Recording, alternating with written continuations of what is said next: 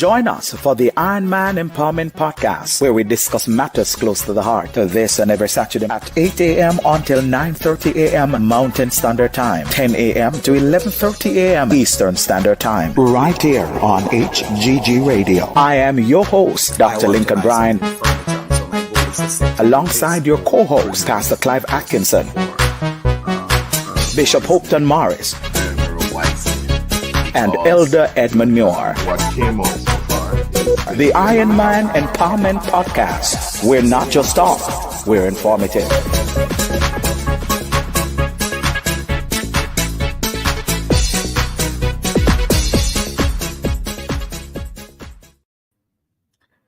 Good morning, and welcome to the Iron Man Empowerment Podcast. This morning, we are live on HGG Radio. And let me apologize to you for the late start this morning. But of course, we have yet another exciting program lineup for you. We are, of course, having one of our very, very special guests that will be joining us on this morning. So let me say big good morning to you, and thank you so much for your continuous support. And thank you for making the Iron Man Empowerment Podcast your show each morning. Thank you for waking up with us this morning. And of course, we want to say a special good morning to all our early listeners that are joining us here on HGG Radio and of course on YouTube and our social media platform. Everywhere you are joining us from this morning, we say big good morning to you. And thank you so very much for being here with us. We say good morning to you, Kathleen Andrews. Good morning, Kevin Pinnock. Thank you for waking up with us. Thank you for joining us so early this morning. Of course, these are persons that are on and waiting. Good morning, Rufus Rhythm. Good morning. I see you. Thank you so much for joining us on this morning. To my Jacqueline Brown, good morning. She said, praise Jesus to the HGG family and Dr. Bryan, tuning in from Miami, Florida. She said, it's very hot and humid, but God is good. Enjoy the heat down there in Florida, but stay cool.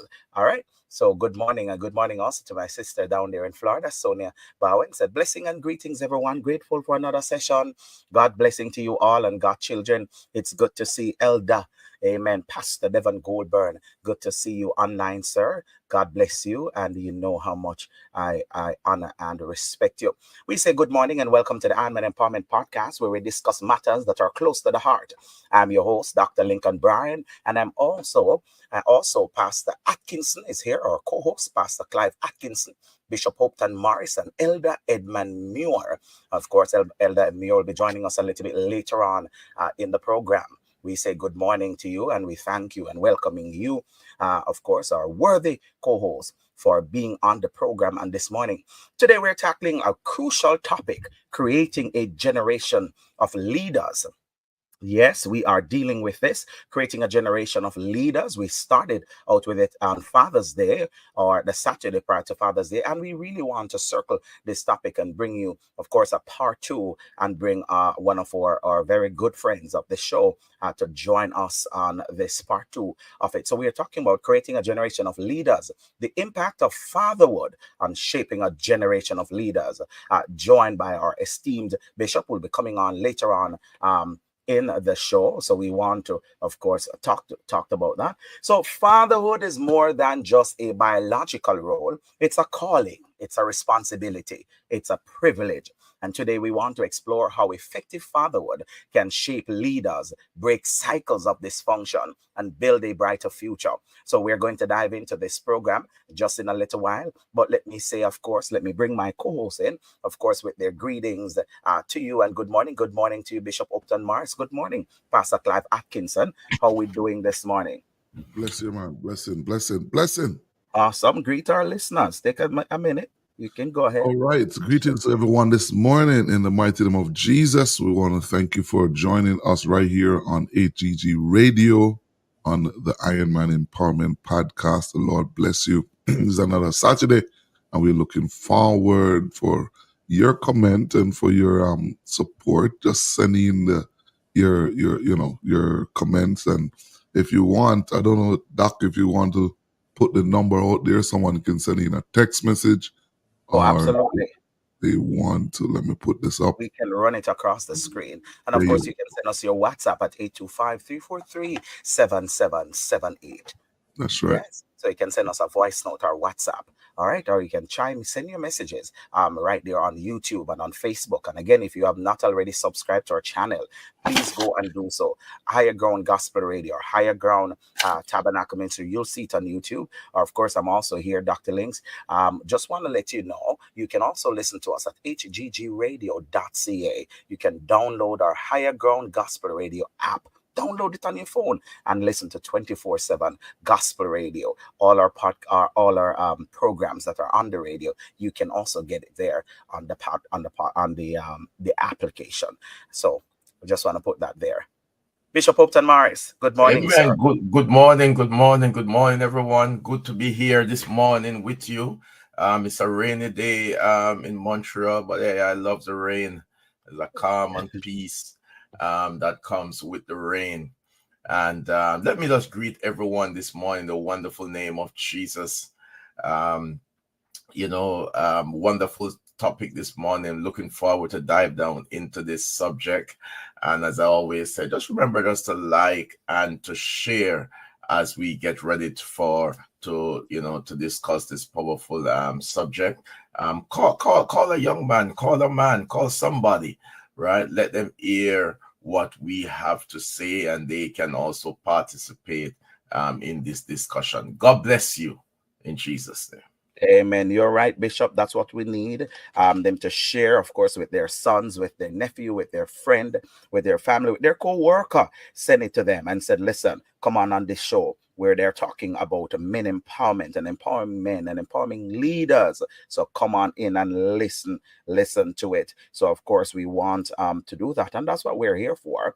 We want to empower men. We want to empower the next generation of leaders. We're all about that and about empowering and thriving, because we believe every man need a mentor that they can stand with, that can really guide them and that can show them the way. So of course we're going to get started. Of course our special guest will be joining us just in a little while, just having some technical challenges there, but he'll be tuning in shortly. So today, Bishop, we want to explore how effective fatherhood can shape leaders, break cycles and dysfunction, and build a brighter future. And so let's dive into this empowering conversation this morning as we go in. Bishop, and let me start with you, since Pastor Clive, we deal with in the part one, so we want to bring you in fresh perspective as we will also dive in a little deeper. Bishop, I want to find out from you here, what qualities or values, Bishop, do you think fathers should instill in their children? What quality, what value you think that us as fathers, should instill in our children to prepare them for leadership roles? Thank you for that wonderful question, sir. Just before I get into that, I just want to make mention that children live what they learn.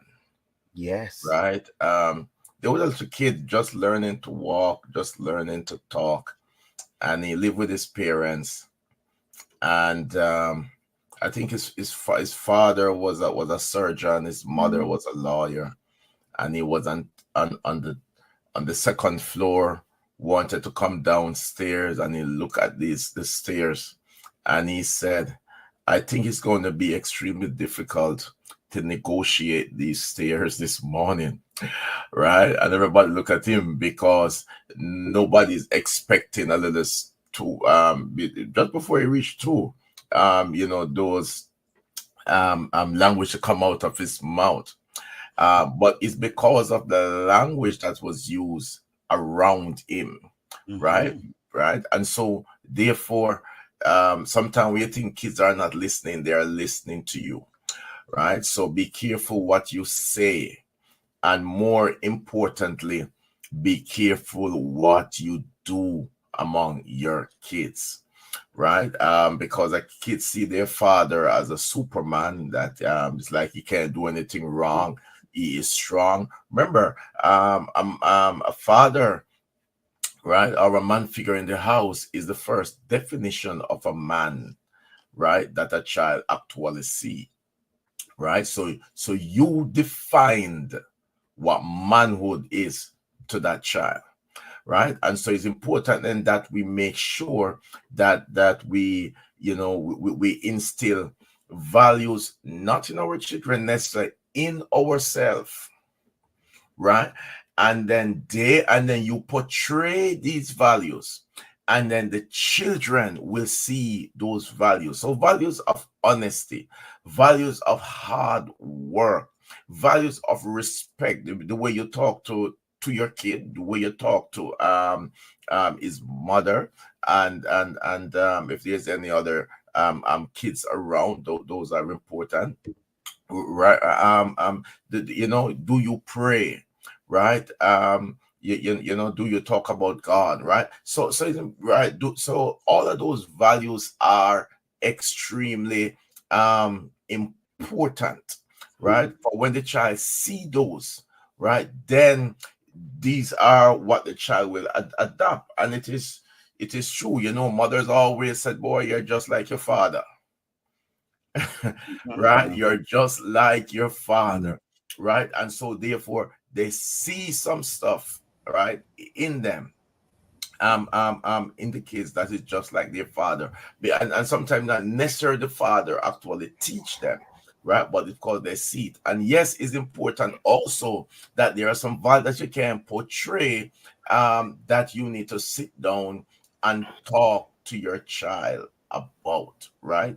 Talk to them, have a good discussion, concerning honesty, concerning who you are, what you represent, who you represent, and so on, right? Those are good values to talk to your kids about. God bless you. So I rest it there for now. Thank you so much, Bishop. Thank you so much. Let me welcome Elder Edmund Muir, who is also joining us. Good morning, Elder Muir. I'll give you an opportunity, of course, to greet the masses, and then we'll dive in. Good morning. Good morning. I'm not much of a swimmer, but good morning to you, Dr. Bryan, to you, Good Bishop, morning, Pastor sir. Clive, and all our wonderful listeners out there in Amen. Radio Land. Thank you for joining HGG Radio. Again, another topic that is of great interest to us as individuals and to the generation that is coming. And I do endorse every word spoken by our bishop just now. And it's something that we have to look into, because we have to pattern what we want our children to do. And if we're poor leaders, then we will be creating a generation of poor leaders. And they truly watch us, Bishop. They watch to see how you react. I like the story you shared. They watch everything that we do. And so if we're doing bad, then they will eventually do bad, because that's what they know. Of course, there are few persons that will actually come out of that, but creating leaders is not, sometimes it's not even uh, easy for us to do, because the little things we do that are wrong, that may be the one thing the child takes at the time. So we have to be so careful in what we do. And I do believe that if we promote education in the sense that you teach the child to read and to get in the minds of others, and that child will understand what it is to truly stand out.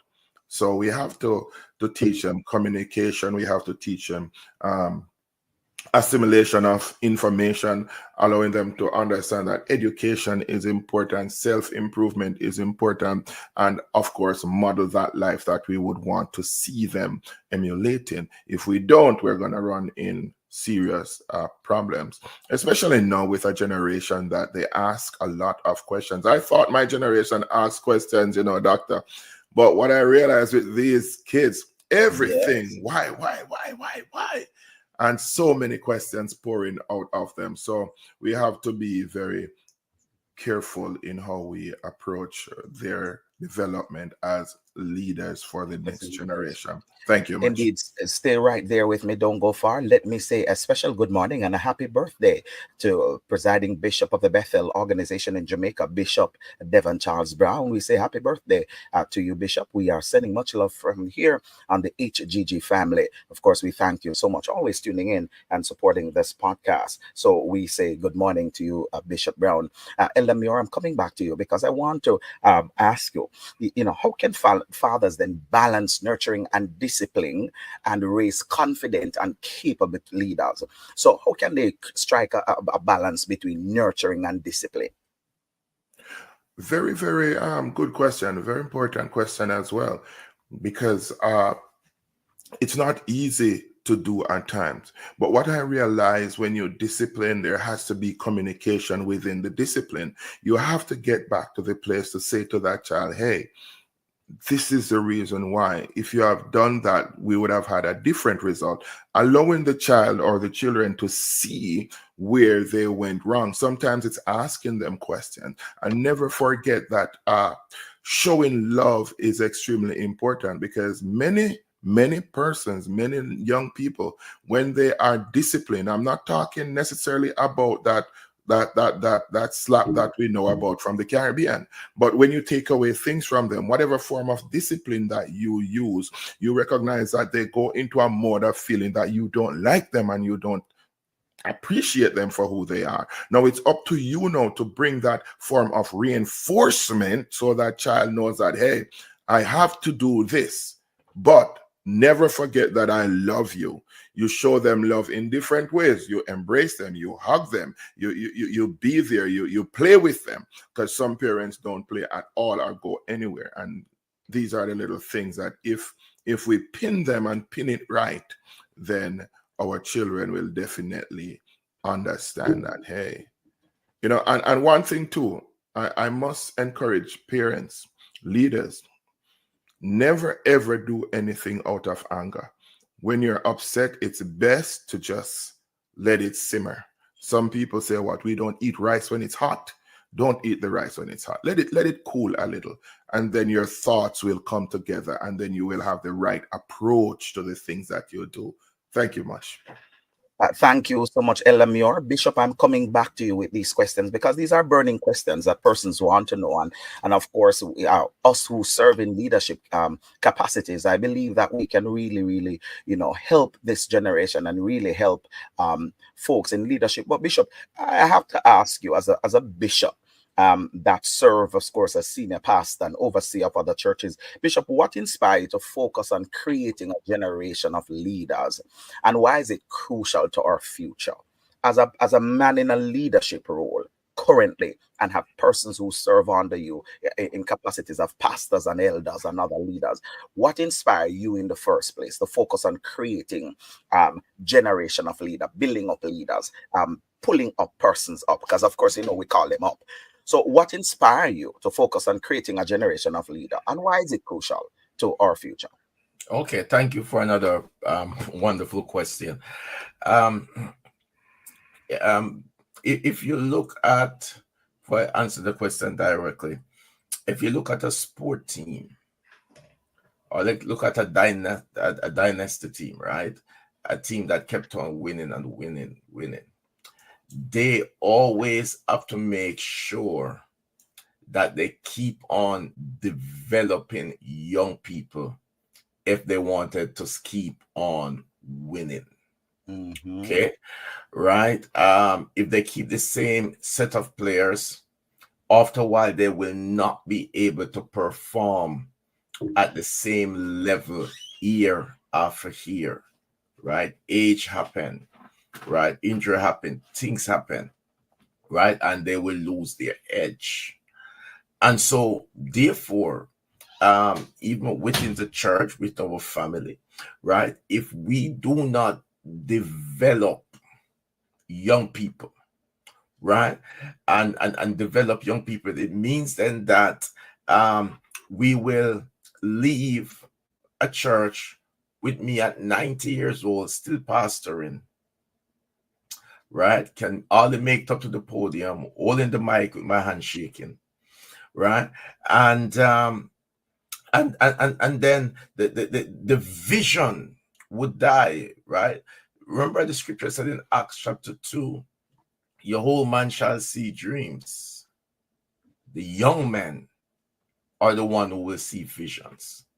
Okay, right? And so therefore, now that we're young, we have to make sure that we develop them. And that's why reason why I developed, because of a vision to see the church rise to another level, right? To take it to more than I can take it, right? Because young people have different ways of doing things, right? They see things differently. And so therefore, I don't have a choice but to develop them, because I will not be here all the time. Maybe I can preach now to some I maybe can, but I will not be able to preach at this level and the same way I do years from now, right? And so therefore I need to develop. There's a burden in my heart to develop people, right? So that they can reach their generation, because young people attract young people.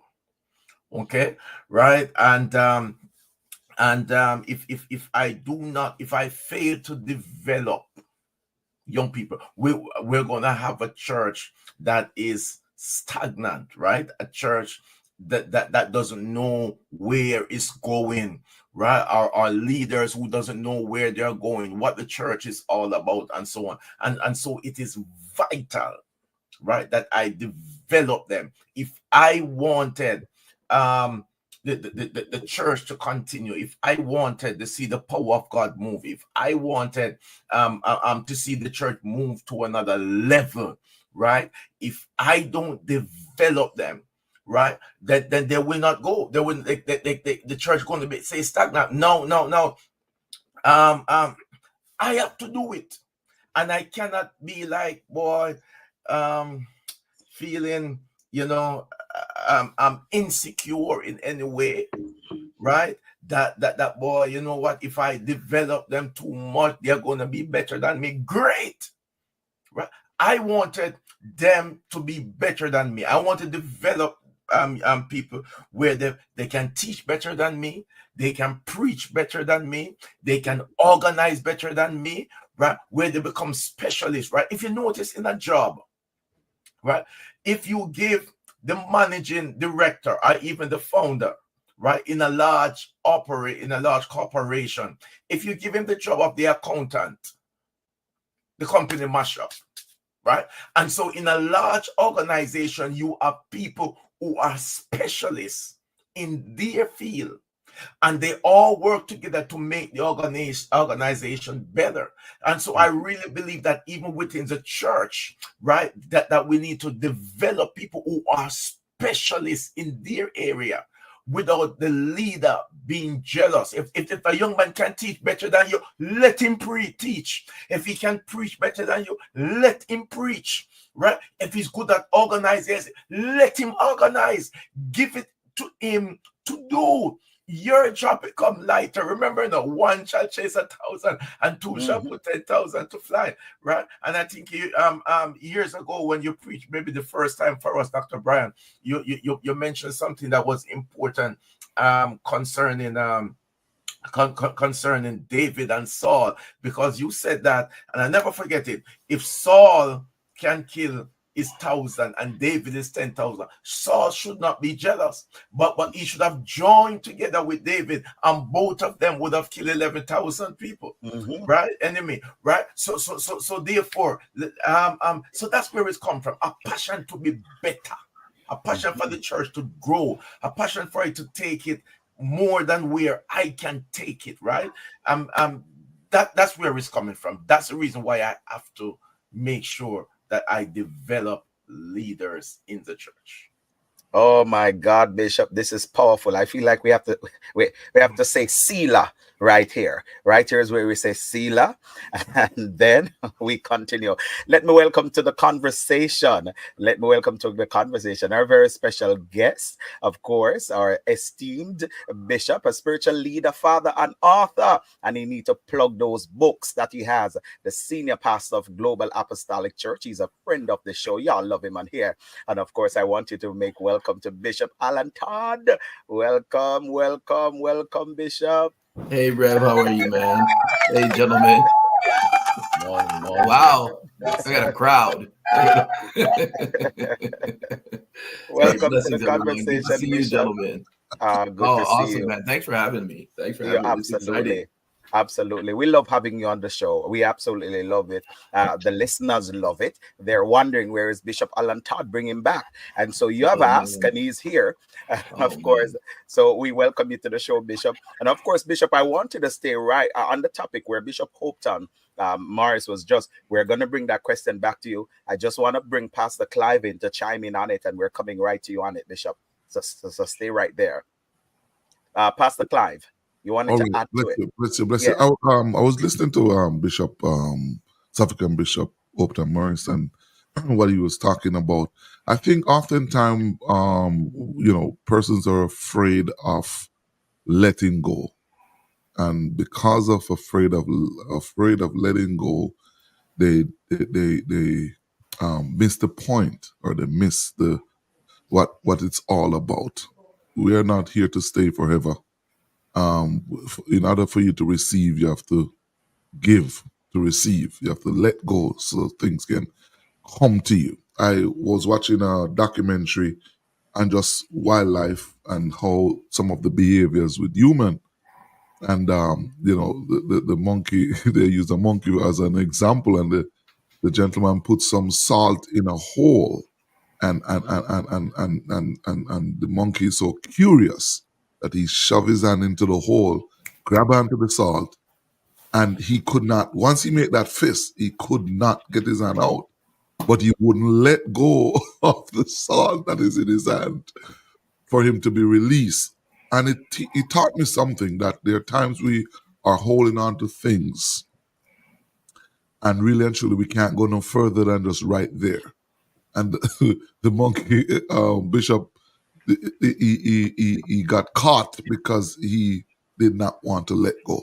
There are times that we have to learn how to build and let go, train and let go, so that persons can step in, and then you can watch it grow on a sideline, so that people can, and that's what make a great leader, because now you're watching the person that's in training, and not feeling inferior. You're not feeling, because Bishop, you'd have said it, I want him to be better than me. I want him to be the best person. And that's, you pull out everything out of you to give to them. So I just wanted to kind of plug that in there to kind of top off on what Bishop was saying, that, Yes. it is necessary for us to be able to build people and see them take the very thing that you couldn't carry, because one shall chase 1,000, back again to what you were saying, and two put 10,000 to flight. What I can do with just 1,000, two of us together can do greater. Powerful. Thank you so much for that great analogy, Pastor Clive. Thank you so much, Bishop. The question was asked, and we're coming to you on it. What inspired you, Bishop, as a bishop, overseer in your organization, in your ministry, leader, pastor? Bishop, what inspired you to focus on creating a generation of leaders? And why is it crucial for our future? So what inspired you to create a generation of leaders? Have you continued to grow and develop men and women around you in your organization, in your circle, in your space, your children, your church? What inspired you to create a generation of leaders? And why is it crucial? Why is it crucial to our future? Bishop Todd. Oh, that's me. I thought you were talking to Pastor Hopeton. He answered it. He was on it. So we'll take your take on it too. Oh, sorry, man. Repeat that part, because No I problem. was. What inspired you to focus on creating a generation of leaders, and why is it crucial for our future? Well, okay, great, thank you. And I was listening so intently to Bishop Hopeton, and I think his points were so relevant. And I think also for me, and so one of the viewers made mention of this. And I'll get to the point about what inspired me. But I think, first of all, in the generation that we're in, we're and this saddens me to a certain degree, is that we have more broken leaders than we do whole leaders that are healthy and whole, particularly in our part of the vineyard. So we have a tremendous amount of insecurity, and you know what? Insecurities breed insecurity. So insecure leaders insecure fathers will breed insecure sons, Oh, wow. and so forth, unless those sons are able to sort of break away. And here's the thing, is that we all need fathers in our lives, either biological or other non-biological, in terms of mentors or whatever. Mhm. And so, you know, unfortunately, what we see a lot in our fellowships and in our movements are like what, and I said, Pastor Clive said it too, and Mhm. it's really refreshing hearing these men of God that are pastoring churches saying, "I'm not going to be here forever." Right? So there needs to be what I call the continuity of the gospel, that what we see in the scriptures is most of the men. One of the greatest pictures we see of this is Jacob. Jacob knows he's going to die. He calls his sons in and puts his hands on them and blesses them and says, "I'm going to tell you what's going to become of you." Right? And then Mm. when he's finished that, he puts up his feet and gives up the ghost. He dies because he knows he's not going to be here. But he Yes. doesn't keep the blessing in him and die with it, right? And so I think what inspires me is one thing, like the gentlemen have already said, that we have an expiry date. We have a we have we even have a we have a there's a business concept called inspiration has a shelf life, that Yes. we all have a moment and a season where we can inspire. Like, we can move people to want to follow us and want to do something great for God. And we might still be alive, and that inspiration is fading away. We're no longer inspiring anybody. So what inspires me particularly is, number one, to know that I've got to number my days, that we have a limitation, and there's an over consuming element in my mind, is that I've got to do the best that I can with the time that's given to me. That's in fathering, in husbanding, in pastoring, in preaching, anything that I'm doing. There's a sense that for the time that I'm given, I've got to make the best of that time, because the gospel was here before I got here, Mm-hmm.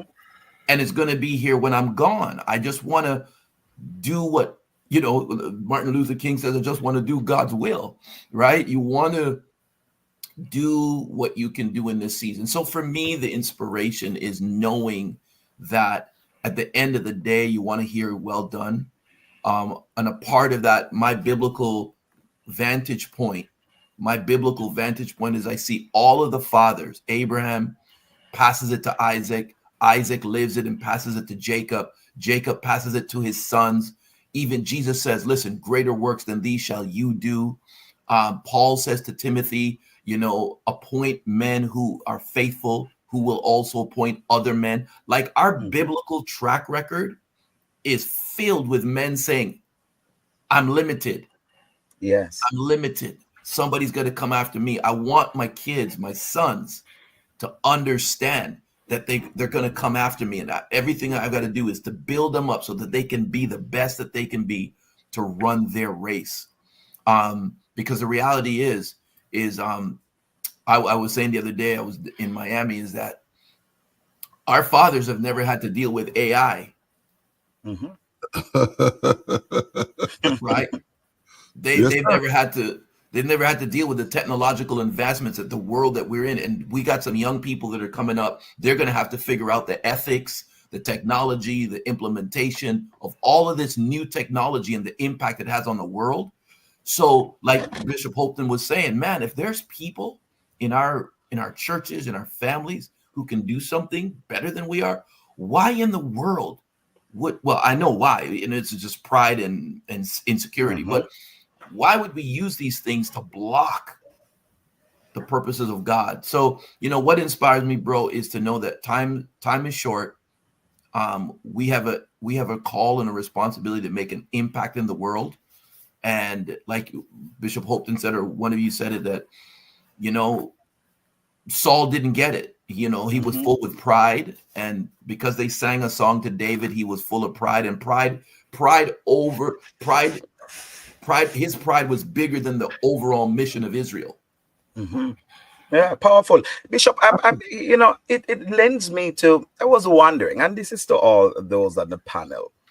I think it was yesterday, I was just thinking to myself as I'm, preparing and to do this. And I was wondering that because what we're seeing now in the church, and we have to call it a thing as we're calling it out and we're calling leaders to come up, is that it almost paints a picture that if you have a group of 50 men and maybe 50 women that are in it, it's almost like we cannot see those with leadership quality and say these 10, these 15 have great quality to serve in whatever capacity. Maybe not just titled ministers, but different administration and the different gifts that we see in the body, the gifts of help and administration and all this stuff.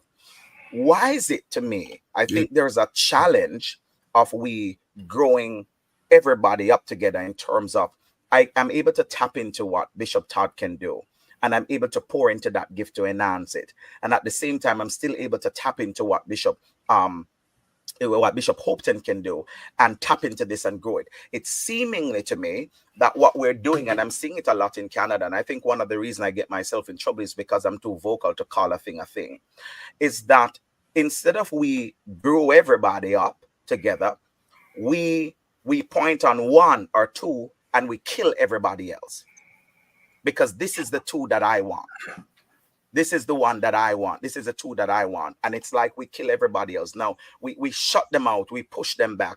And my question then, when we do that, what is the expectation? Do we want them to backslide? When we push them out of the church, now where do they go? When we push them out, what is the expectation here? Is that they fall back? Because I've been told here in Canada that my voice is too loud and I need to cool my voice where I was presently was. Another bishop told me at my church, you go there and see other leaders and they have precedence over you because you go there and see them. And this is not even that is not even my pastor telling me. This is another trusted friend and bishop of the pastor who told me you need to hold several seats, lay back, because apparently I am too much. And so I find myself have to be tiptoeing so that people can feel better about themselves and dummy down who I truly am until I find that I'm losing me, because I'm not being authentic to who I am in the name of making other people feel better around me. So how do you manage this? But at the same time, you still stay humble. You still do what you have to do. You still don't disrespect and anything. But you find that you have to dumb it down because you are not who they see. You are not who they want to move into that realm or to pour into. And so the issue that I find, because I'm coming back, because I'm sure I'm not in the same, only position, and I want you as leaders to pour into people who are in this position. I have never been. I've been in church. I've been saved for 26, going 27 years. Backslide for about 3, 4, and can't come back. I've never been in a church except for my first minister, Elder Walters, years ago in Jamaica, that had really given me the first mic and said, God call you to preach. And I've served in Antigua. I've served in Canada. I've been here for the last 10 years. And outside of them, I've never been in a church where my pastors ever seen my ability and said, I want to pour into that. But it's always, the people love you. You're gifted. So it's almost from an intimidated point until eventually small things become an issue. And it's nagat. Small things become an issue. And you're being told, lean back. How do you talk to a person who have been in that? Because I'm mature enough to know how to still walk and how to be and do what I got to do. How do you talk to a person? And I'm going to go to the bishops. How do you talk to somebody who have gone through just a bit of what I've been dealing with and I've dealt with? How do you do this when persons who are supposed to be fathers are being suppressors? How do you continue? Bishop Todd, I'm coming to you. Bishop Hopton Morris, I'm coming to you. I've never put me out. I've been doing this show since January. I've never put me out there. But I'm sure there are persons in this position. Can I just say one thing? Pastor Clive, yes, sir. Sticky one. Yes. How do you tell somebody? Talk to a brother. Bishop, Talk to a brother, talk to a sister, because on the Iron Man Empowerment Show, we talk real. And What do you say? before you answer, I think that a lot of it's not just you alone, Dr. Bryan. There's a lot of persons out Absolutely. there That's why who I are going want. through it. Yeah, I'm And good. this, I just this, want persons out there who may not be in this level of maturity. How do they continue? What do we say to them? yeah, it's a very sticky one. And before Alan, Dr. Bishop Todd, again, jump in on this, is that you have persons out there who love the Lord and want to really serve God, and then facing with all of this and did not come to the maturity, and then find themselves into sin because of where they have been suppressed to become. And then they live in a double standard life, because you know what, here I am working hard to become what God really called me to be, but here I am being suppressed and being killed and being strangled, and the spirit of Python is wrapped around their neck, and they can't breathe. And the more they're trying to breathe, every time they take the air, the Python just tighten up and said, I'm trying to humble you. And they're trying to, and then a person may see them go from church to church to church to church, and not realizing. That's one point. Two is that I would love to say to somebody is, as you just said, Doc, is that you're trying to pull back and trying to not be in yourself. Sometimes, less is more. When I say less is more, sometimes you just hone your space and just be you, and allow the chip to fall where they may, without being loud. Just being you, and allow God just to. And we're probably talking to somebody, because you wouldn't bring this up unless God really wants somebody to be helped. And I have learned, because I would have probably gone through some of this stuff like you're talking about, that you have been through, but I've learned to become humble but still be me. You know what I mean? Without losing me. And there are times I think that I was losing my mind, but really and truly God really, come and says, listen, you're not losing your mind, just love on me. Go ahead, Sir Todd. Powerful, Sir Todd. We'll do circle, Elder Muir. We get your point together. We're circling as leaders. Yes, Bishop. This it's a very important. It's a sticky one, but we need to deal with it. One is, I think there's a couple of issues. One is the toxic ideas that we have within our religious concept. Like within the church, there's a really messy and unscriptural and unhealthy way we think about our religious environment. We feel that so many people are walking under this feeling of condemnation and guilt, because if they do something, it's against God. And I think we got to be really careful about that kind of idea to deal with. So that's number one, is the religious context creates a unique set of problems because of how people perceive what they believe is of God and what they believe is not of God. And that's a very manipulative and sticky situation. Some people can't feel like they can speak, because if they speak, they're speaking against God. When in reality, they're not speaking against God. They're speaking against dysfunctional systems set up by men, right? Under the banner of God. So we got to sort of walk through that and dismantle some of that. So what I would say to a situation like that, I think two conversations need to be had. Number one, individuals have to be in tune with the eternal God. They need to know God. You need to have an intimacy with God, a personal relationship with God. David is my monarch, is my mantra here. Like David knew the Lord. Here's the sticky part. You have to have conversations with the leadership. David tried to have conversations with Saul, but Saul was throwing javelins trying to kill him. And what did David do? David had to separate himself from that environment for the sake of saving his life. So there was a season in David's life where he was He was abandoned. He was left out. He was out there just trying to find a place. That's right. And this is where God was working with him through the whole situation, throughout the whole situation, until alignment came, until where he was supposed to be was established. And so, Dr. Lincoln, I think those two conversations need to be had. We need to approach our leadership.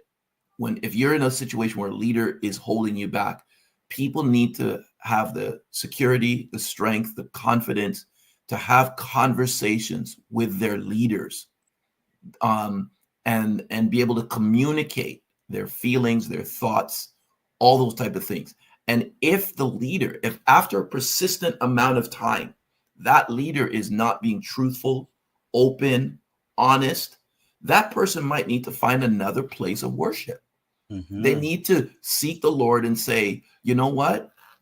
This is not in alignment with what God is doing in my life. Not because I don't love God or love the church. I need to find an environment where it's healthy, where I can be esteemed and I can esteem, right? But in the church, so many people feel stuck in toxic systems. Yeah. Right? Because leaders are insecure, fearful, out of the will of God. Some leaders are out of the will of God. And we don't have to go far for this. It's in the Bible. Saul was out of the will of God, but he maintained leadership. For Yeah. 30 years. So we have precedent in the Bible, and we see how it unfolds. Usually it doesn't unfold too good for the leader either. Right? We have it when people who have positions speak against leadership, like Korah and Abiram. They spoke against Moses. Moses was wrong in his execution, but so we have to manage this. We got to manage these type of things. So there's no real easy answer to this. But I think what's really important is proper conversations. People need to feel, without being disrespectful, that they can have conversations with their leaders and share with them their feeling of neglect, things of that nature. Thank you so much, Rev.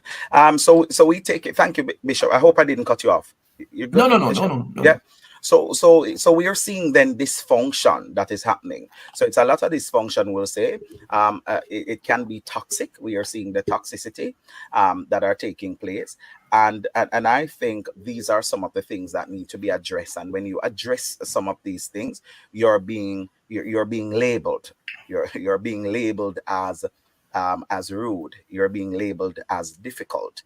Rebellious. We are rebellious. What we're seeing happening also in our church is we're seeing an old boy system, where a group of older, and when I said old boy, I don't want to be disrespectful by any means necessary.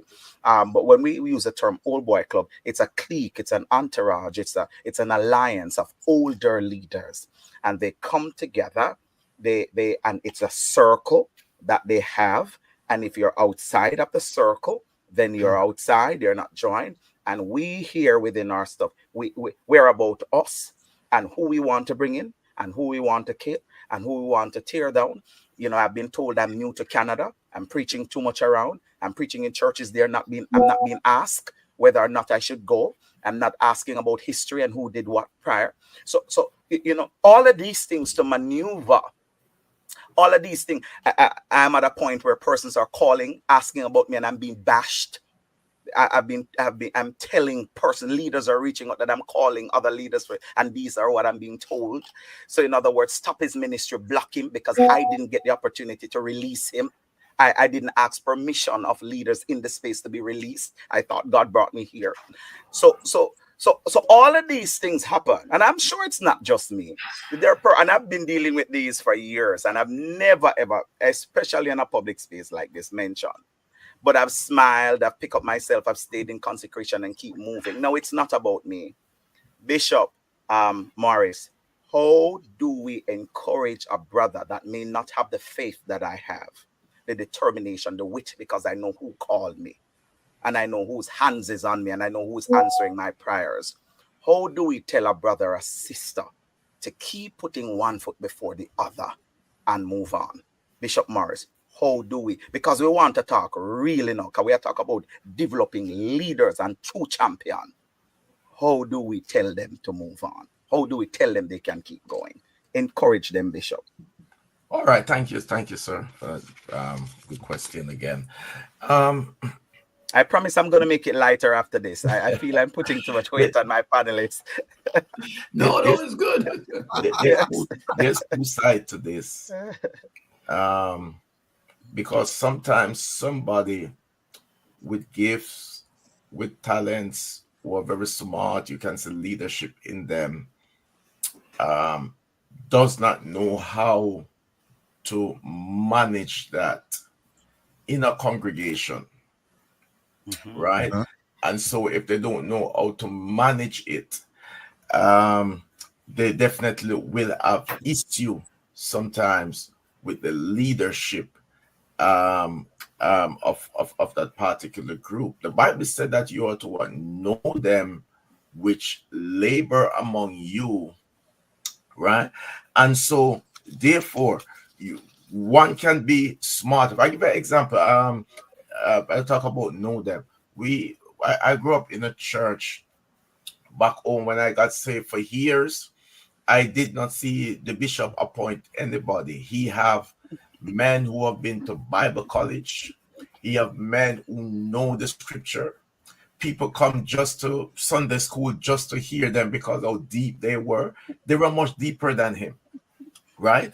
In terms of their knowledge and the way they can break down the scripture and so on, right? And I noticed he did not appoint anybody, and been there for a while, and I found out that before I comes in, there was a great breakaway of great men because he had promoted some powerful men, some great preachers, and so on, and they left and break out the church and so on. And so he was in a hurt position, and so Insecure. therefore he didn't know who to trust. And so here you have these wonderful men who have come up, grown up now, and I know the word. And so, do I promote them or do I wait? And he takes the waiting approach. But those brothers just kept on doing what they're doing and stay and so on. Later on, a few years after, he go ballistic and just promote and just promote, right? And so therefore, as I said, that you have to learn how to manage that. Know your leader. Maybe they're coming from a hurting standpoint. Maybe there was somebody just like you there before, and they trust them and they break their heart, break their ministry, and so on, right? So therefore, this how you one should manage those gifts and talents, right? Sometimes you might have all those brilliant ideas and so on. Talk, um always, talk to your pastor, then said, pastor so and so, I think we should do this way, that way. I know you have been doing it this way before, but here is my point, so and so and so and so. You might say, well, I talk about it, member meeting is a members meeting, but sometimes when you talk that in public, it looks like it is not. Okay, we're talking straight here, right? It Yes, looks yes. like a rebellion, right? And other people who are not mature enough picked up on that and said, boy, this man think that we are here a long time and we don't know what we are doing, and he coming up and so on. So there are some stuff that you have to talk to, draw your pastor or your bishop and talk to them by the side, right? Right, Alone, absolutely. And in right? private and in meetings. Alone, right? Yes. Not in a crowd. Also, not have a group to yourself, right? Mhm. Sometimes, the group is talking to them and say, boy, this should be done, that should be done, that Mhm. should be done, and so on. Totally agree. And so on, because it always go back to the pastor somehow and Yeah, somewhere. So there totally agree. That always can create somebody chaos. there who will carry it back, right? Another point is that some pastors not certain if what they see in this person is it the spirit of Absalom, right? Mm. Or is it just genuine love for the ministry, right? And so sometimes they just have to just take a wait and see attitude, right? So therefore, but if you have managed it well, if you have had those discussions, if you have talked to the person, your leader, if you have showed them your heart, right, and so on, and nothing changed, they still try to hold you back. They still try to control the gifting that is in you and so on. Sometimes there is nothing that you can do, because when somebody is insecure, sometimes they're just insecure. And so therefore, if there's nothing you can do, then you got to find somewhere else to go where you're appreciated, right? And where ministry actually can grow, right? And where other people other leaders will look at you and encourage your ministry, Yes. and try to push you up more than put you down. You know, one of the greatest leader in the Bible that we don't talk much about as a leader is Elijah, because Elijah led Elisha so well that when he tell him to steer, Elijah said, "I will not leave you."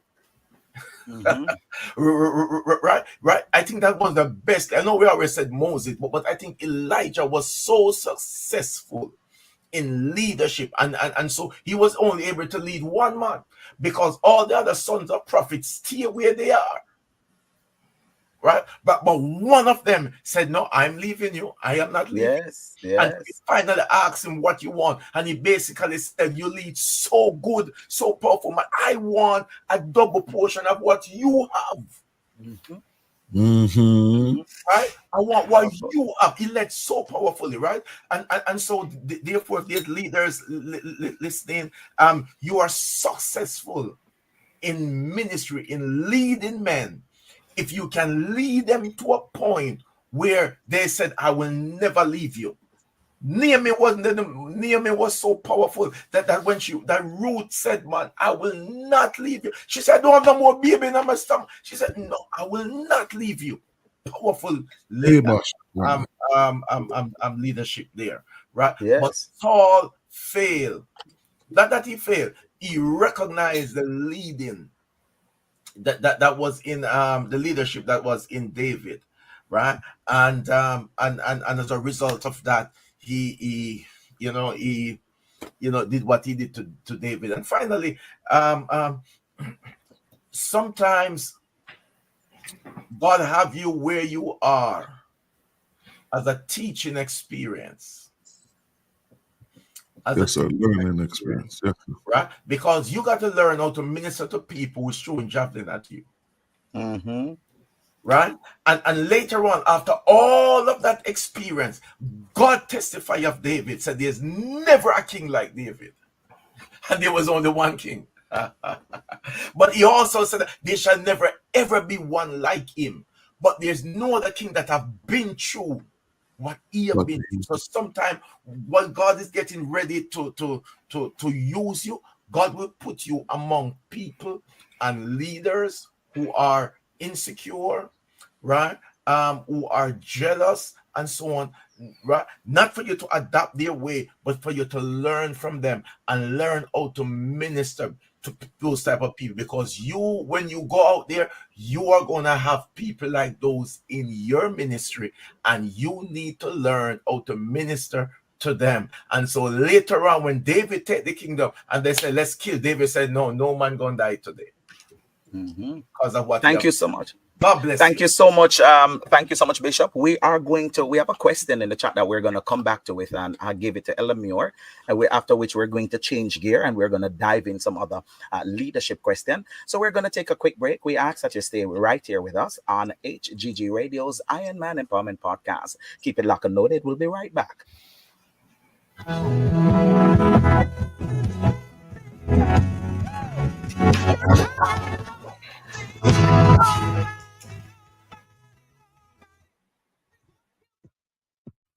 you ready to amplify your message and reach hearts with purpose? Introducing HGG Advertising, your partner in spreading the gospel and connecting with the Christian community. Churches, Christian-based businesses, listen up. With HGG Advertising, you can reach your audience through powerful radio campaigns. Engage hearts, inspire minds, and grow your community with HGG Radio, which is already reaching 136 countries worldwide. We specialize in promoting Christian values and helping businesses aligned with faith-based principles. Whether it's a church event or your business rooted in Christian values, HGG Advertising is here for you. Connect with us and let's share your message with purpose. HGG Advertising, spreading the gospel, connecting communities. Email us today at ads@hggradio.ca. That's ads@hggradio.ca. Or call us today at 825-343-4486. HGG Radio. Are you ready to amplify your message and reach hearts with purpose? Introducing HGG Advertising Radio. Calling all believers, are you continuing steadfastly in the Apostles' Doctrine? Join us right here on HGG Radio, Mondays to Fridays from 2 p.m. to 4 p.m. MST and 4 p.m. to 6 p.m. EST for a new and exciting Bible discussion program, The Apostles' Doctrine. Come and hear the word being rightly divided by dynamic preachers and teachers. It's The Apostles' Doctrine, hosted by Minister Tyrone Reed, weekdays from 2 p.m. to 4 p.m. MST. Come to the fellowship, stay for cerebral conversations and all things scriptural.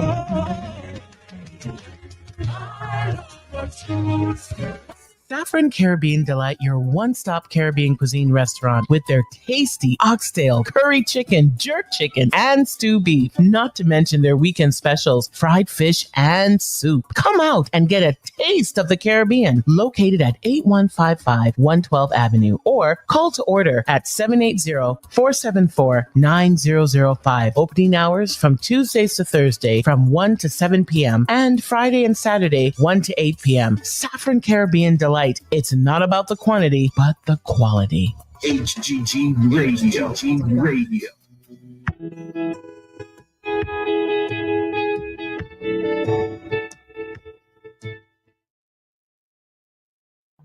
Thank you for staying with us here on the Iron Man Empowerment Podcast. We are talking about creating a generation of leaders, and of course, our very special guest, Bishop Alan Todd, is joining us here at the table for this conversation. Elder Muir, I'm coming to you, sir, with a question that's in the chat. After which we'll be changing some gears and, of course, go on in some more questions. I know the chat is heating up, and there are persons who are sending their questions and would like their questions to be answered. But Devon Goldburn, Elder Goldburn asked a question, Rev, to Elder Muir, and he said, my question based on that statement is why is it that gifted folks, men and women, are stuck in a proverbial backbench in our churches for years? And it continued to say, even though they're gifted, even though other pastors are inviting them, why are they stuck in our backbenches? Elder Muir. Question there. And of course, very, very good responses from the bishops. I'd rather sit here all day and listen to the men of God, speak. However, I must say that many times we're focused on our experiences rather than the leading of the Holy Spirit. And people argue based on their perspective, and that comes through their experience. So they have experiential conversations one with the other, and they view things based on what they have gone through. I believe it was Bishop Morris that spoke about hurt pastors or hurt leaders, what happens with them. That they will basically do things based on their experience. Now, as an individual usually views things on the perspective of being hurt, and therefore they see things from their own insight and fail to see things on a holistic level. And many times we find that leaders of old And be careful, being careful with that. Leaders of all, they act based on what has happened. And Bishop Morris said it. The experience with his bishop, there was some splitting before they came in. And so the bishop became, I would not say, became more cautious as to how he invests in others. So he invests and leave them for a while to continue to develop. And sometimes when you look at it from the perspective of the question that is being asked, them being put at the back bench, they might want to feel as if they are being pushed to the back bench at times. Some cases, it is true. But in other cases, this is the man of God exercising wisdom in taking time to discern what spirit is in this individual or these individuals. However, because the individual doesn't understand the leader and knows what the leader is doing, they feel belittled or pushed aside or ostracized for that matter. And it causes them now in their capacity as budding leaders to become bitter and develop something about them which is not supposed to be. I'm not saying this is the case for all, because we have seen it and we know that leaders have held what we would call hard end, because of things that they might not want to explain to us or might not want to say, but they have taken certain stance in their minds. The stance are taken in order to enhance the gospel and build the kingdom of God. But in the same breath, what they're doing, because of their experience now, they have lost track of the move of the Spirit of God.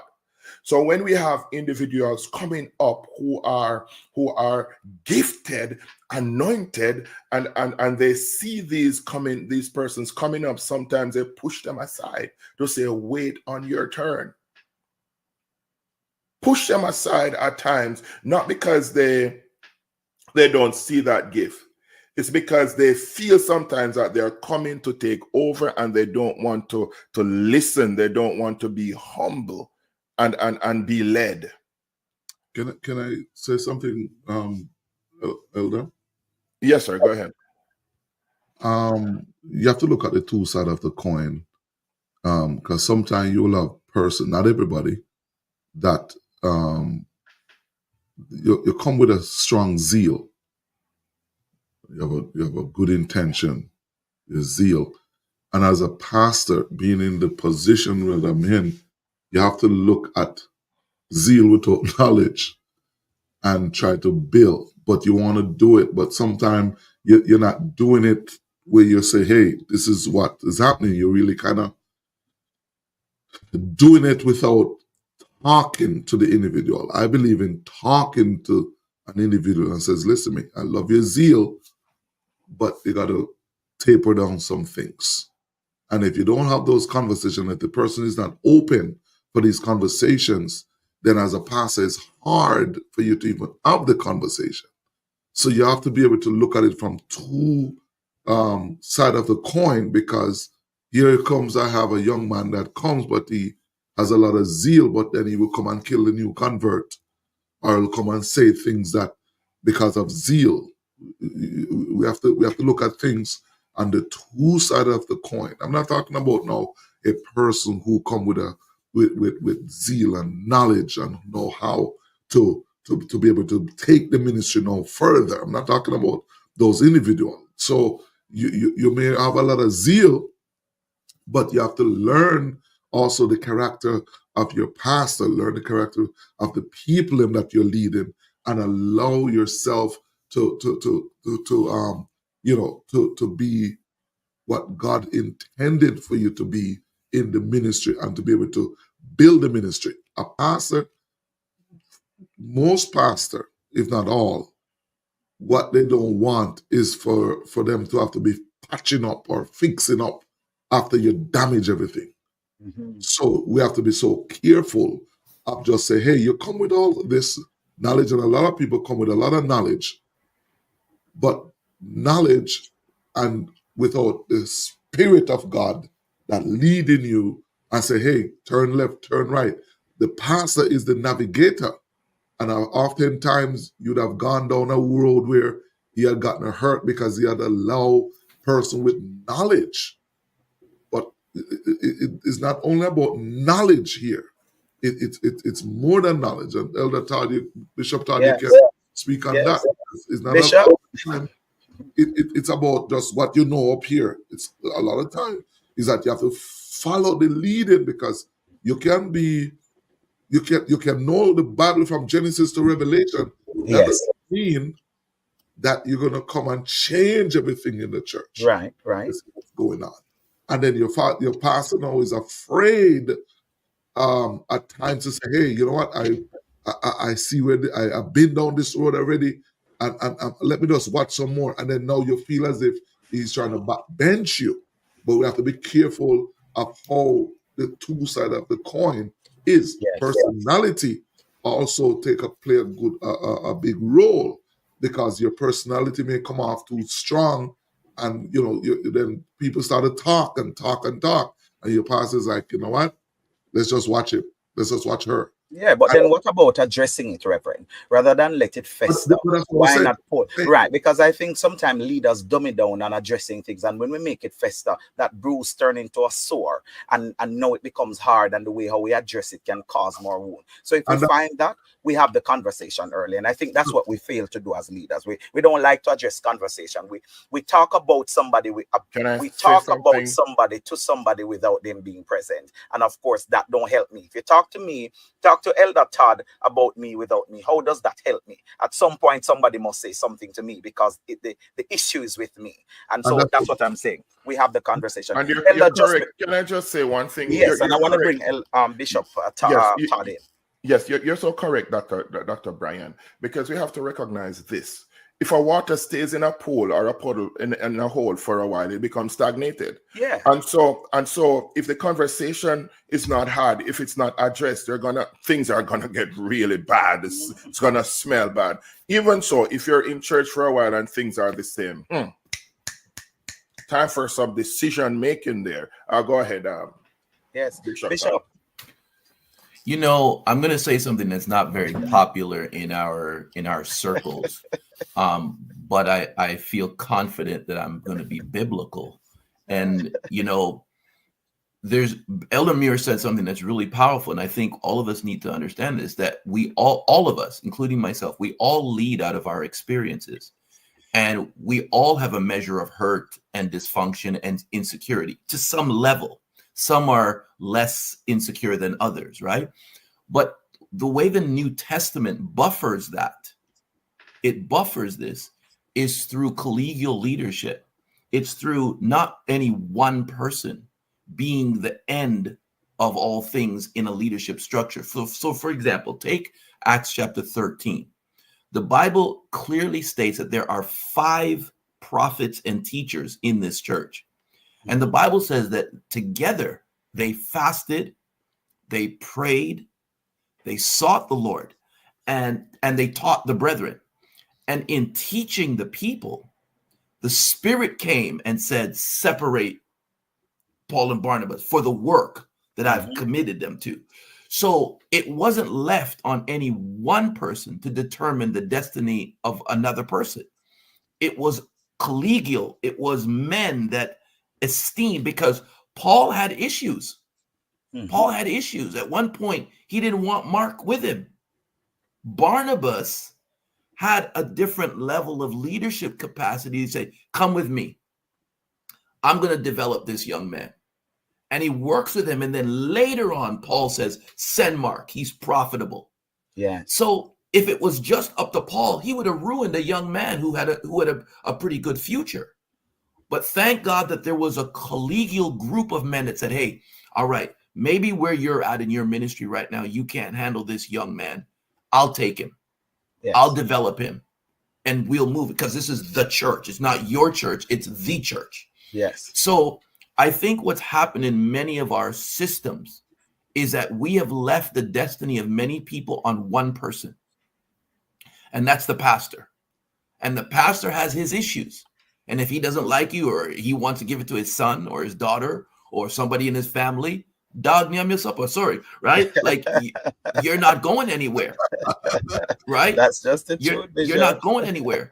But if there's a colleague, a quorum of godly men who seek God, know the Lord and know the will of God. This is what Jonathan could say, hey, Dad, thank you, but it's not my position. God's got this for somebody else, right? And so, gentlemen, I think because our structures are wrong, we see a lot of error and a lot of hurt in the church. A keen look at the New Testament, you will see that it was rarely ever one person who determined the future of other people. It was in the New Testament, it's a little different in the Old Testament. Yes. But in the New Testament, we see something different. And I think we're failing in this area.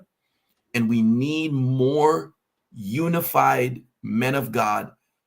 If it's our officers, it's our elder board, godly men. I have a young man that works with me. And anytime I'm making a leadership decision, I talk to him because I see something, but he might see something different.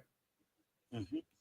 I'm the leader. I don't mind. I'm the leader. But the wisdom says in the multitude of counsel, there's safety. Safety. That's right.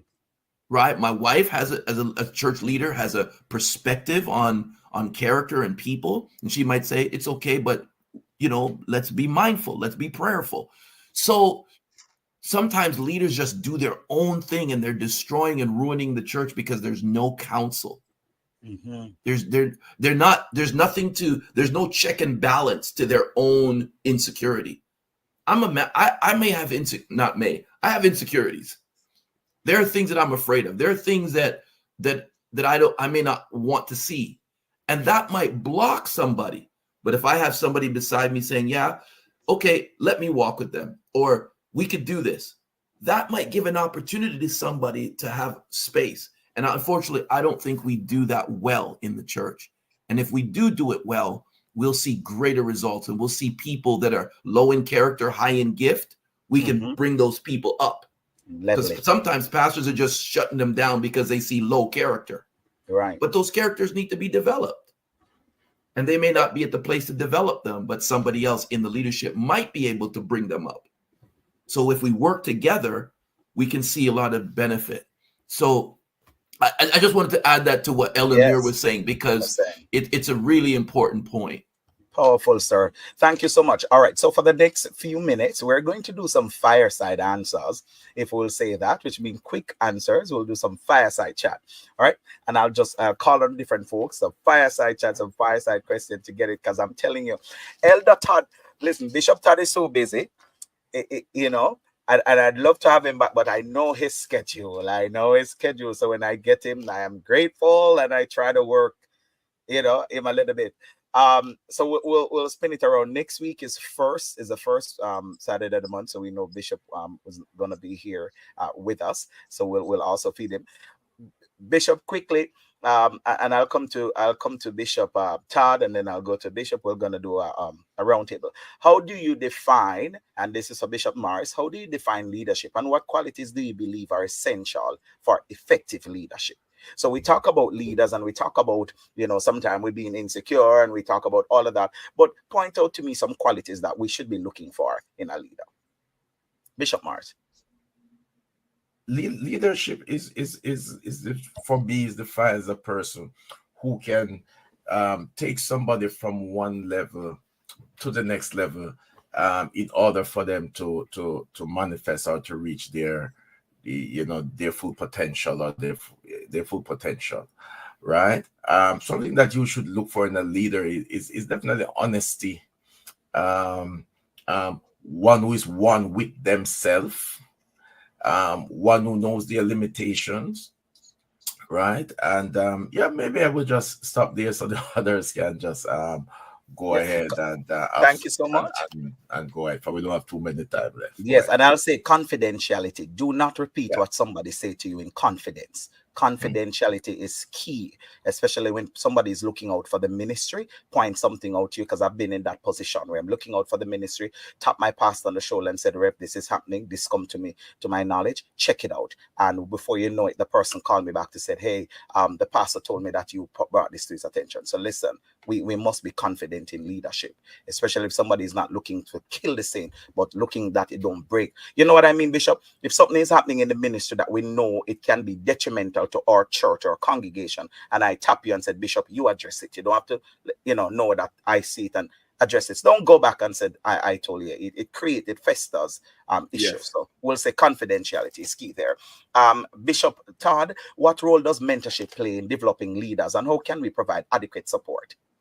Whoa, powerful. Mentorship is, I think, probably the greatest asset that any human being needs to really develop to become their ultimate and their best self. Because no one person has everything. We all need somebody to walk with us and to pull out our potential. It doesn't matter if you're a great person naturally. You need a mentor to make you greater. If you're not so great, you need a mentor to make you great. Mentorship is critical because it fills in the deficiencies that we all have. Mentorship is important because it allows people in the Johari window. There are things that you don't see about yourself. Mentors are able to see those things, and a mentor doesn't judge you on your mistakes or your lack of potential. A mentor looks at you and says they see your destiny and potential, but they see the blind spot that you can't see, and they help you through that. So it is absolutely every pastor needs a mentor. Unfortunately, it might not even be your pastor, right? Wow. Every business leader needs a mentor. It may not be the CEO in their company, but we need somebody who can tap into you and what's going on in you and help to develop you. So when you go back to what your church or your company or whatever, you're a better version of you.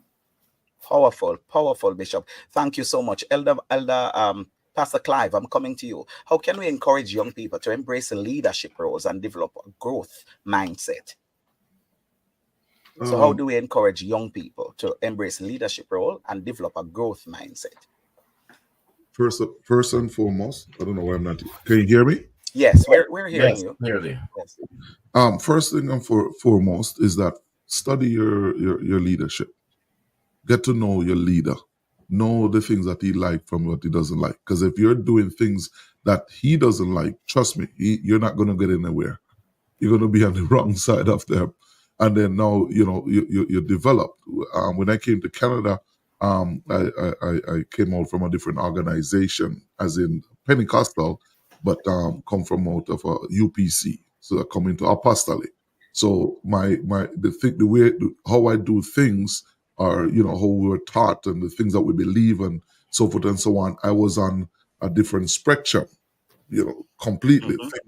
Things used to bother me that wasn't an issue. So then I had to learn over the years to learn how to embrace the views and the thing that pastor has to deal with, and then become, and then through that, I become one of the person that if you come to church on a Tuesday, I'm there. If you come on a Thursday, I'm there. And I'm always in leadership, always, starting service or I'm always doing something, because I've learned how to know who my pastor is. And then through that, I started to develop. I started to get into different ministry. It put me into youth ministry, put me into men's ministry, put me into different areas of ministry. And it now just slowly started to build me and then I start to grow more. So, get to know your pastor, get to know that his likes and his dislikes, because if you think that you know it all, trust me, you'll be silently butt benched. Yeah, that's what you start with. Thank you, Pastor Clive. Elder Jackie Bogle, it's good to see you, sir. God bless you, Elder Bogle, there from out of Florida. Good morning also to you, Dr. McClement, and to all our listeners near and far. Elder, I'm coming to you. Mayor. How can we encourage young people to, I asked that, what strategies, Rev, give me a strategy. What strategy can we use to foster a sense of purpose and vision in the next generation of leaders? What strategy can we use to foster purpose and vision in the next generation of leaders? Thank you very much. I believe practical demonstration is very good. And a strategy, of course, fundamentally integrity. Integrity. When we think about a man like Nelson Mandela that spent 27 years in prison, and then he came out and he had to forgive those who imprisoned him.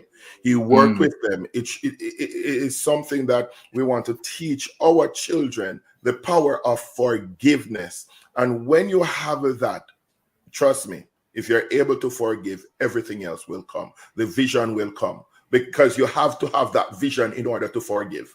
And then that will come. Everything will come. And of course, you have to be very honest.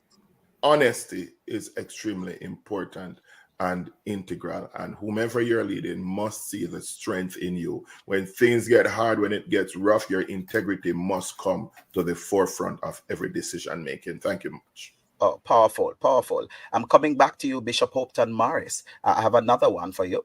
And my question to you, Bishop, is here we go. What skills or knowledge you think are missing from traditional leadership development programs? So, what do we think are missing? Because one of the things that I notice is happening where, Bishop, we're not having much leadership programs, even within our church, that we help to develop leaders, and those who we aspire, those who aspire to be leaders, or those who are currently in leadership role, we give them a title, an office, a position, and we leave them alone. How do we continue to grow and develop those who are in leadership capacity? There's more than one that's missing, and the short time where we can deal with that. What I was saying is school is missing. Leadership school, right? There ought to be leadership. If you work in the bank, for you to move from one position to the bank to the next, you will have to go to school with the banking system. Well, you're in the banking system, right? And you will have to pass a test, and then you're ready for promotion. In the church, we don't do that, right? So a lot of people in certain positions who are not qualified for the position that they are in, right? Because they don't know. So best way of developing leaders is it's through seminars, through leadership, and make it compulsory. They have to be present. That's the thing. They need to be present. You have to be present, yeah. In the PAW, which I am now, they just make a new law is there'll be no more person who can be appointed as a bishop unless they do a bishop course, and they develop a course for bishops. So nobody, don't care how much you can preach or how much you know, you cannot be one. And I agree with the 100%. We have too many people who are in office who don't know the office, don't understand the office, who have nobody teach them about the office. And so therefore, that's why we are in a lot of the situation that we're in Very powerful, Bishop, because even as we mentioned, banking system, one of the things that we have to continue to do, there's a continuous learning that we have to keep doing. It's like to maintain, and even when you have a professional designation, to maintain that designation, you have to keep doing stuff. If you're a chartered accountant, to maintain your CPA or a ACCA, you have to continue to PDUs, PD courses, professional development courses, just to say, hey, I still got it. I am still doing this. And so, of course, your license will not be renewed if they're not seeing this come through. So similarly, in the church, we must take this concept of the word, continue to train, continue to develop, so that everybody under us are continually growing. We don't want anybody to be stagnant. And so we talk about leadership forums, preachers forums, sometimes just within our church. Sometimes the pastor can do it. If you don't have that, pull other pastors. So we create a family, and we pull other pastors who can come in. Don't burn one pastor out. If I pull Pastor Todd, every quarter we do something. If I pull Pastor Todd this quarter, I pull Bishop Morris next quarter. I pull this quarter. And so we continuously grow, and we hear from different leaders. So the pastor also is being poured into, because we invite an external speaker to come and pour into all of us, and we grow together. So these are some. I'll add that also to it. I have about, Pastor, I hope you can give me 5 more minutes. We're going to hurry and make way for Lady Renee, who is coming with the children at the top of the hour at 12. So here we go. So I'll come back to Pastor Todd. Bishop, what skills are, we'll say, how can technology and innovation be leveraged to enhance leadership development and reach a wider audience? Fantastic. And I think you just made mention of it too, that I think with the advent, but with the increase of technology over the year, like look at over the last couple of years, look at what we're doing now. We're all in different parts of the country. I think there's a tremendous resource of people in the body of Christ internationally that we could be using to leverage the technology for ongoing, training and development, like you just mentioned.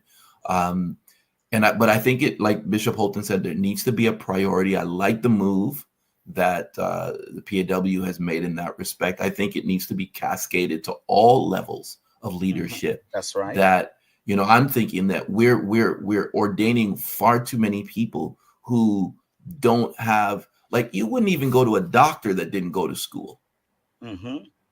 Right? Like, you wouldn't let somebody cut you open and they didn't go to school. But now we're looking at people at the deepest. Our spirits and our minds are the greatest element of us, and we having people mingle and deal with our minds who haven't disciplined themselves in learning, thinking. And I don't think the Holy Ghost is against learning and thinking and intellectualism and all that. So I think technology, like, there's a resource of people. Like, if you don't have somebody in your back door, right, or in your backyard, rather, there are people in different parts of the world that with a Zoom, Skype, Weebly, whatever it is, could be on a call teaching and running courses. So it's not just the traditional social media stuff. There's global companies have people in Singapore teaching a team in Toronto with people from LA on that one call. And that company, we're a global kingdom. So we should be utilizing these resources far more. And so I think technology is a good. It's not the greatest, but it's a excellent resource for us. Right. And for us to tap into it, that's very powerful, Pastor. I'll come to you. Can I just say one quick thing here? Yes. Bishop Barrington Smith, he often speaks about his experience in COVID.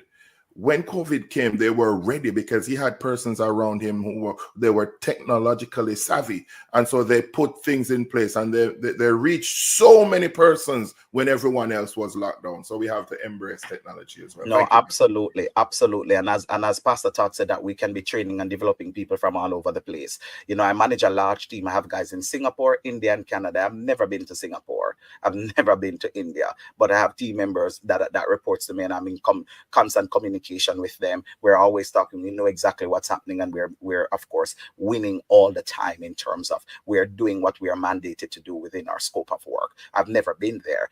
I've never met maybe all of them personally. Than over camera, I've seen one and two faces. So we're saying that just like the world is using these things to tap in, we as a church, we can do that. Tap into these resources, and of course enhance the kingdom. I'm going to wrap in the next 3 minutes. I'm going to give 2 to Pastor Todd to plug his book and so forth.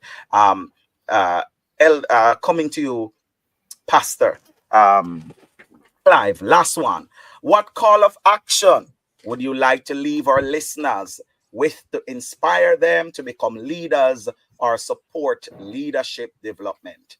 The call of action, sir, and we'll go to Pastor Todd to plug the book. Say it one more time. What is the call of action would you like to leave with your listeners? Now we're wrapping things. We're calling them up. We're giving them a call of action. What would be the call of action you like to leave with the listeners to inspire them to become leaders and to support leadership development? First and foremost, I want to say this, that you have to be a lover of soul and see that the ministry needs your support, need your help. The pastors alone can't do it. Shepherd doesn't breed sheep. Sheep bring sheep.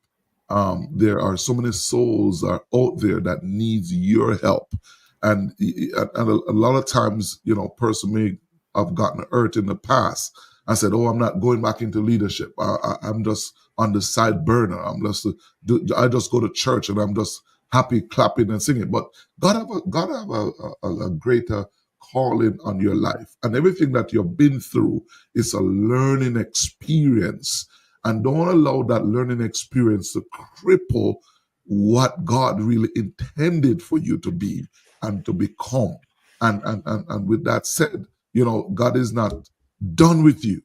He's just beginning with you. So not because you may get hurt from somebody, not because your talent or your qualification or your ideas were not. You don't know. If David had given up after the first javelin get shot at him, we wouldn't have a story, right? We would have to be able to listen to read some of his psalms. He says, "When my mother and my father forsake me, then the Lord take me up." So it's through the pain is where God birth things in you, and the more you push, is the more God intends the anointing. Without the crushing, there is no anointing. Without the squeezing of the orange, there's no orange juice. Without the crushing of the olive, there's no olive oil. So you've got to know that I'm not called by man. It's not the pastor called me. It is God first. That's one. Two, I'm not called by God and come to disrespect somebody's ministry. So you have to learn humility. You have to learn humbleness and say, look here, I'm here to serve, and whatever capacity I need to serve, I'll come and serve and do it to the best of my ability. It doesn't matter where you find yourself. Even if you know that you really know that you're not even loved or you're seen as. If you're getting called once a year to say something, man, study for the whole year. Prepare yourself for that title for the whole year. And say, oh boy. So when you get called, you know what I mean? You're giving it all your best. Yes. Thank you so much, Pastor Clive. Bishop Todd will come to you, sir. Tell us what's happening in your church, what's coming up next for you. Plug the book. We'll give you a minute, sir. Wow. Well, listen, we're really, really excited. If anybody hasn't gotten the first book that I wrote, it's called The Church Made Flesh. You can get that on Amazon. And it's really about how the church corporately can have an impact in the culture and in the world. I'm coming out with a sequel this fall called The Art of the Turnaround. And what that's dealing with is any individual who just wants to live at the highest level of their personal potential and really serve God, like make an impact, be salt and light. So we're excited about that. I'll give you more details on that book, but it's called The Art of the Turnaround, and it's coming this fall. I would be amiss if I did not invite everyone to our national convocation that's starting on Tuesday. It's part of my church, right? We have one organization, the Bethlehem Family. That's from Tuesday to Sunday, July the 2nd to the 7th at 1 Leswin Road under the leadership of Bishop D.W. Thompson. So that's what's coming up. It's going to be a great, great week. We've got some great speakers. And incidentally, we've got a pastoral leadership track. So we've got 4 training tracks: ministerial ethics, organizational leadership and development and management, and mental health in the ministry. So we're excited about that. And so it's going to be a real great week. Awesome. Thank you so much, Pastor Todd. And I love to forward the book when you're ready. Okay, I'm available. Yes, sir. And also, so we're looking forward. And sir, once the book is released, of course, we want to bring you right back here on HEG Radio, and we want to talk through the book. We'll go through chapters and we'll talk about it and get our listeners and, of course, our co-hosts to buy the book. So co-hosts, get your funds ready. Pastor, I already know that you have 5 sales already, about 4 sales over here. HGG family, when the book is ready, you're guaranteed 5 book sale over here. All awesome, right? Man. So thank you so very much. And of course, coming up in Edmonton, Holy Convocation, Pastor Clive there, and the Higher Ground Tabernacle Ministries in Edmonton, Holy Convocation, July 5th to 7th, under the theme for We Have Not Passed This Way Before. And of course, our speaker, Elder Bonita Grange and Elder Nicholas Chambers. And this will be happening at 3601 118 Avenue, Northwest Edmonton, Alberta. So this is coming up next for Pastor Clive and the HEG family. So of course, mark your date and come and be there rather. So Bishop had mentioned convocation in Toronto, and that will be happening at 1 Leswin Road in Toronto. I'll be there on the weekend. So of course, we're looking forward to seeing you all in convocation. Just also want to plug this real quick, that the Faith House Apostolic Church, Kirky Bless is online. He's been tuning in. This is Kirky Bless Media. And he has a program called Men on the Altar. I was there on Tuesday plugging our program, the Higher Ground Gospel, the Higher Ground, our podcast, Empowerment Podcast. I was on there plugging our podcast. And so we also want to invite other men to join. Men at the Altar. And this happened, of course, every week. This happens every fourth Tuesday of the month. For fourth Tuesdays, this is happening, and you can go to his channel, Kirky Bliss Media, on YouTube, and of course, you can support that. That is all going on. Thank you so very much, of course, for joining us on the program. For those if we didn't get your question, please forgive us. We have a lot happening, but you just have to join us another time. And I promise we're going to bring this back. And of course, Bishop Todd will be back again another time for, of course, another program. We'll get on his calendar sometime and we Bless will you, do man. it. So thank you so much again, Bishop. Yes, thank you for being with us. Thanks for having me, man. Thanks for having me. We certainly appreciate you. That's all the time we have for today. Thank you to Bishop Alan Todd for sharing your wisdom and insight with us. Thank you to my worthy co-host. To our listeners, thank you for tuning in to this very important conversation. Remember, fatherhood is a powerful tool for shaping leaders and empowering a generation and inspiring each of us, or inspiring each other to be the leaders that we need to be. Join us next time on the Iron Man Empowerment Podcast, where we will explore more topics to help you become the leader you're meant to be. Don't forget to subscribe your thoughts with us on our social media platform using the hashtag Ironman Empowerment. Until next time, stay empowered, stay inspired, and keep leading. We love you for listening. Talk to you next time. God bless. When I am weak, you show me the way to go. You be my needs, you act.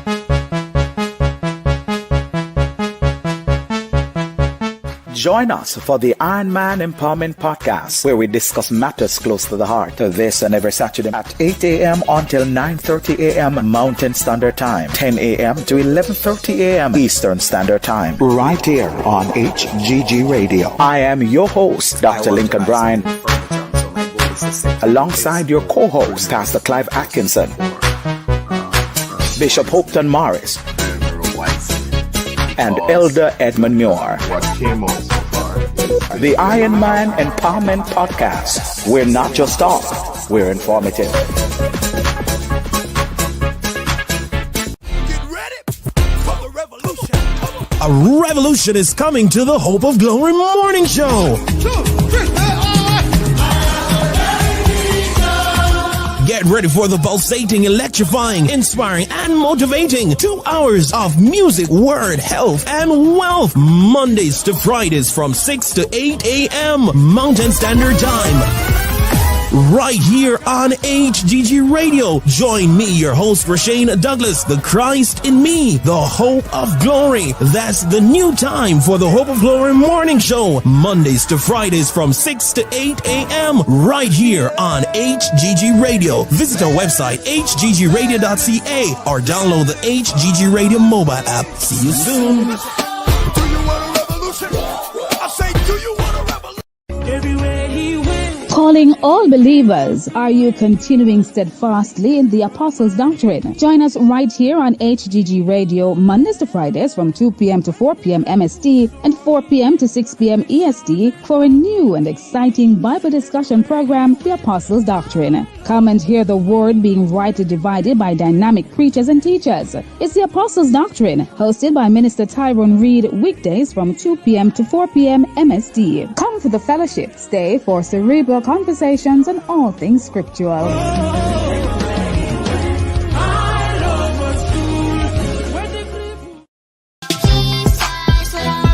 Hey, the Saturday Hub is back online on HGG Radio. Come join me, Auntie Renee, at 10 a.m. Mountain Standard Time, 11 a.m. Central Time, and 12 noon Eastern Time. It's gonna be a great celebration. Children, you don't wanna miss it.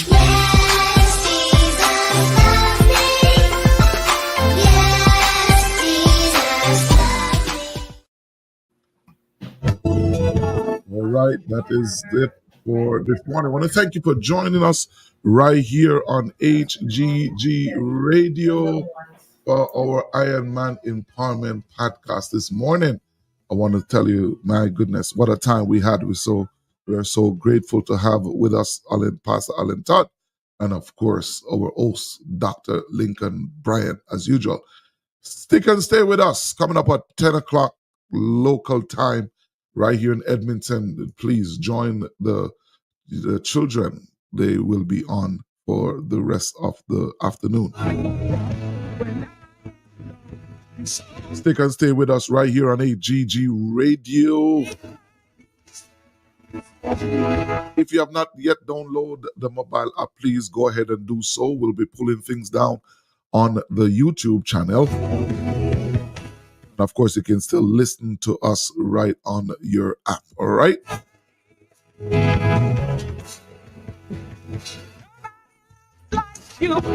And if you have not yet downloaded or subscribed to our channel, go ahead and do so. Share this podcast with somebody. Tell a friend to tell a friend to tell a friend to tell a friend to tell a friend that this is where it's happening on a Saturday morning. All right?